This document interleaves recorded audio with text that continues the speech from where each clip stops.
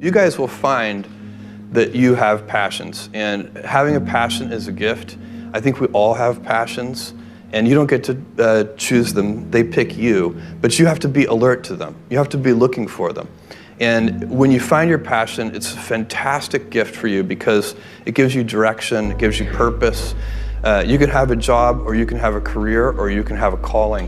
And the best thing is to have a calling. And if you find your passion, you'll have that, and all your work won't feel like work to you. Many kids and many grown-ups do figure out over time what their passions are. And sometimes we let I don't think it's that hard. I think what happens though sometimes is that we let our intellectual selves overrule those passions. And so that's what needs to be guarded against. My job, one of my jobs as the leader of Amazon, is to encourage people to be bold. And people love to focus on things that aren't yet working. And that's good, it's human nature. That kind of divine discontent can be very helpful. But it's incredibly hard to get people to take bold bets. And you need to encourage that. And if you're gonna take bold bets, they're gonna be experiments. And if they're experiments, you don't know ahead of time whether they're gonna work. Experiments are by their very nature prone to failure, but a few big successes compensate for dozens and dozens of things that didn't work. So, bold bets, AWS, Kindle, Amazon Prime, our third-party seller business, all of those things are examples of bold bets that did work, and they pay for a lot of experiments. I've made billions of dollars of failures at Amazon.com, literally billions of dollars of failures. And you might remember Pets.com or Cosmo, or give myself a root canal with no anesthesia very easily. None of those things are fun, but they don't matter. What really matters is companies that don't continue to experiment, companies that don't embrace failure.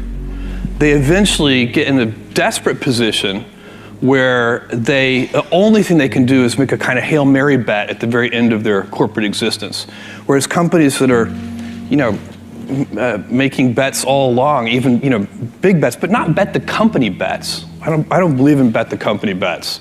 That's when you're desperate. That's the last thing you can do. It's not, you could be out of work and have terrible work-life balance. Even though you've got all the time in the world, right. You could just feel like, oh my God, I'm miserable, and you would be draining energy. And so you have to find that harmony. It's a much better word. And I think for most people, it's about meaning. People want to know that they're doing something interesting and useful.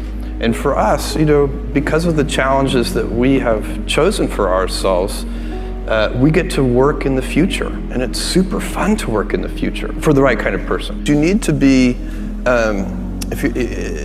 nimble and robust. So you need to be able to take a punch, and you also need to be quick and innovative and doing new things at a high speed. That's the best defense against the future. And you have to always be leaning into the future. If you're leaning away from the future is going to win every time. Never, ever, ever lean away from the future. We all have adversity in our lives. I doubt if you really, if you know somebody, any friend or anybody that you talk to, there's no lack of adversity. And by the way, that's good, because it's what teaches us how to get back up. You fall down, you get back up. It always happens. And you get certain gifts in life, and you want to take advantage of those. But I guess my advice on adversity and success would be to be proud not of your gifts, but of your hard work and your choices. So you may be the kinds of gifts you get in life. You might be really good at math. It might be really easy for you. That's a kind of gift. But practicing that math and taking it to the next step, that could be very challenging and hard, and take a lot of sweat. That's a choice. You can't really be proud of your gifts because they were given to you.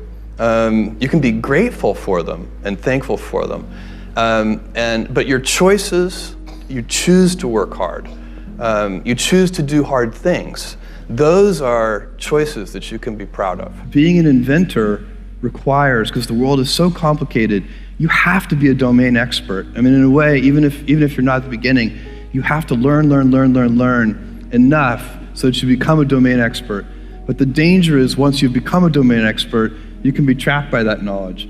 And so inventors have this paradoxical ability to have that 10,000 hours of practice and be a real domain expert and have that beginner's mind. Have that look at it freshly, even though they know so much about the domain. And that's the key to inventing. You have to have both. And I think that is intentional. I think all of us have that inside of us, and we can all do it, but you have to be intentional about it.